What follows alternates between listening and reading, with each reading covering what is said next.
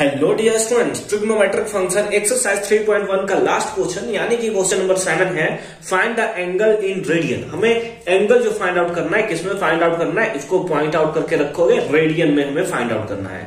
क्या दिया है? Through which a pendulum swings if its length is इतना centimetre and the tip describe an arc. अलग अलग आर्क हमें दिया हुआ है। समझ करो क्या है कि हमारा यहां से एक पेंडुलम जो है लटका हुआ है, ठीक है। तो ये इस टाइप से पेंडुलम है हमारे पास, ये हमारा बॉब हो गया। तो ये पेंडुलम का मूवमेंट कैसा होता है, अगर आप देखो तो ये पेंडुलम ना कुछ इस टाइप का मूवमेंट करता रहता है, ठीक है। इस टाइप का मूवमेंट वो क्या है कि करता रहता है, ठीक है। इस टाइप का मूवमेंट वो करता रहेगा, ऐसे ऐसे ऐसे ऐसे ऐसे। या फिर आप सपोज कर लो कि आपने एक स्ट्रिंग पकड़ा है और नीचे में एक छोटा सा, ठीक है, एक स्ट्रिंग पकड़ा है, नीचे में छोटा सा क्या बोल सकते हैं, पत्थर टाइप का बांध रखा है। उसको आप अगर ऐसे ऐसे ऐसे ऐसे झुलाओ तो वो भी एक क्या करेगा, पेंडुलम का काम करेगा, है ना। या पहले के मूवी में आपने बहुत देखा होगा पेंडुलम, घड़ी में आपने देखा होगा पेंडुलम ही यूज होता है, ठीक है। तो इसके साथ आप फैमिलियर हो। ये एक्चुअल में है क्या, अगर आप अच्छे तरीके से देखो तो इसी चीज को अगर हम थोड़ा ऐसा धक्का मारे तो ऐसा ऐसा घूमेगा ना, है ना, पूरा सर्कुलर पाथ घूमेगा। ये तो केवल यहां से यहां तक ही घूम रहा है, जैसे झूला भी होता है तो पेंडुलम ही तो फॉलो करता है ऐसे ऐसे। लेकिन अगर वही झूला को एकदम जोर से मारो ऊपर ऐसे आ जाएगा, ठीक है। तो मतलब एक्चुअल में तो वो सर्कुलर ही पाथ जो है वो मूव कर रहा है ना। हमें दिया क्या हुआ उसके बारे में समझिए। If its length is 75 centimetre, इसका जो लेंथ दिया हुआ है वो दिया है कि ये लेंथ जो है 75 सेंटीमीटर का है, ठीक है, 75 सेंटीमीटर का है। तो हमसे पूछा है find the angle in radian. हमें एंगल फाइंड आउट करना है, ये एंगल हमें फाइंड आउट करना है, ये एंगल हमें थीटा जो है उसे फाइंड आउट करना है। And the tip describe an arc of length, ये जो हमें लेंथ ऑफ द आर्क दिया हुआ है वो एक्चुअल में इस आर्क के बारे में बात कर रहा है, इस आर्क के बारे में।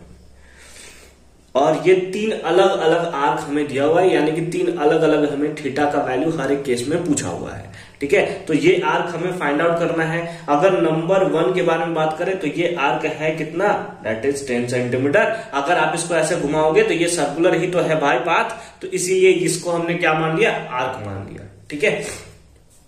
हम लोग सिंपली लिख लेंगे गिवन हमें रेडियस गिवन है, रेडियस गिवन है, यही है ना। ये जो लेंथ ऑफ द पेंडुलम है वो एक्चुअल में है क्या, वो एक्चुअल में हमारा रेडियस ही है ना, रेडियस है।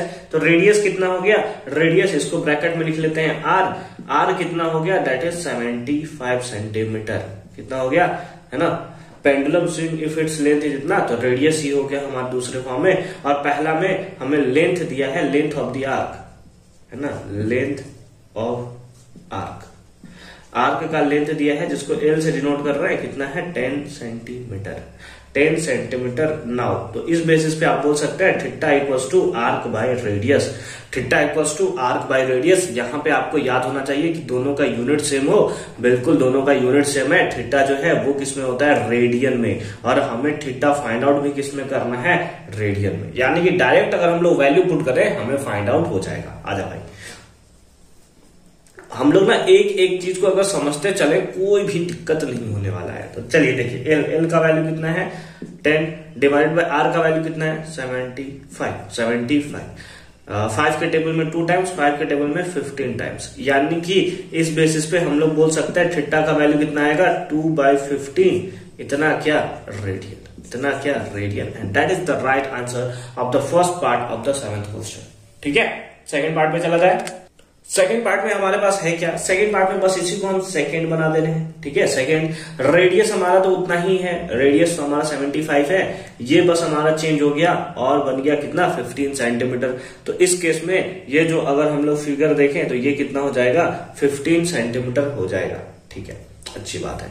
तो यहाँ पे हमारा थोड़ा फॉर्मूला में यहाँ पे जो 10 है वही हमारा चेंज हो जाएगा, ठीक है, और कुछ ज्यादा तो चेंजेस नहीं होने वाला है। एल का वैल्यू इस पर कितना हो जाएगा 50 डिवाइडेड बाई आर का वैल्यू तो फिर से 75 है। 5 के टेबल में कैंसिल हो जाएगा ना, बिल्कुल 3 टाइम्स में, और 5 के टेबल में 15 टाइम्स में, यानी कि कितना आ गया 3/15, इतना क्या रेडियन, इतना क्या रेडियन।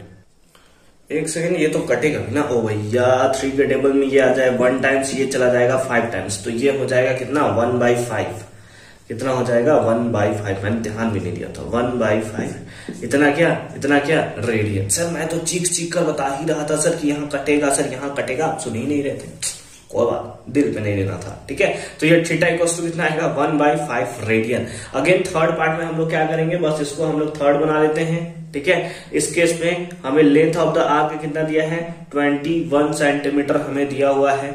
बस हम लोग यहाँ पे क्या कर लेंगे, थोड़ा सा स्लाइटली चेंज करेंगे, ये 15 को इस केस में ये कितना बन जाएगा 21 centimetre, length of the arc 21, radius हमारे पास 75, 3 के टेबल में 7 टाइम्स, 3 के टेबल में 25 टाइम्स, यानी कि अगेन आ गया 7/25 रेडियन।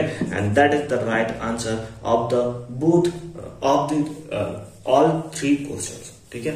तो एक का आया 7/25, इसका कुछ आया था, आप देख लोगे यार मैं भूल गया, ठीक है। इसका लगभग आया था 2/15, ठीक है। फर्स्ट वाले का आया था 2/15, इसका आया था 1/5 और इसका आया है that is 7/25 and that is the right answer of all the questions. I hope कि ये क्वेश्चन आपको अच्छे तरीके से समझ में आया होगा। ये क्वेश्चन जो था कंपेयरली अगर हम लोग बात करें प्रीवियस क्वेश्चन से थोड़ा सा सिंपल था। यहाँ पे तो हमें डायरेक्ट निकालना था, कहीं पे पूछा जाता कि डिग्री में निकाल दीजिए तो फिर से आपको इसको डिग्री में कन्वर्ट करना पड़ता था, लेकिन यहाँ पे हमें डायरेक्ट एंगल दिया था कि आप रेडियन में ही फाइंड आउट कीजिए और हमने फाइंड आउट कर लिया है। उम्मीद है कि सारा का सारा क्वेश्चन आपको अच्छे तरीके से समझ में आया होगा। मिलते हैं आपसे नेक्स्ट वीडियो में एक नए कॉन्सेप्ट के साथ, तब तक के लिए अच्छे से पढ़ाई करते रहिए। All the very best.